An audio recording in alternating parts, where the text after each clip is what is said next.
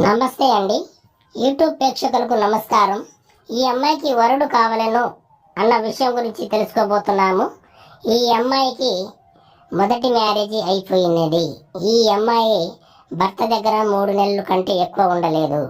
ఈ అమ్మాయి వాళ్ళ భర్త బాగా తాగి హింసించడం వలన ఈ అమ్మాయి భర్త దగ్గర ఉండలేకపోయింది. ఈ అమ్మాయి వయసు 25 సంవత్సరాలు. ఈమె యొక్క తల్లిదండ్రులు చిన్నప్పటి నుండే చనిపోవడం జరిగినది. ఈ తర్వాత ఈ బాబాయ్ దగ్గర ఉండి ఈ అమ్మాయికి ఆస్తి 3 ఎకరాలు ఉంటుంది.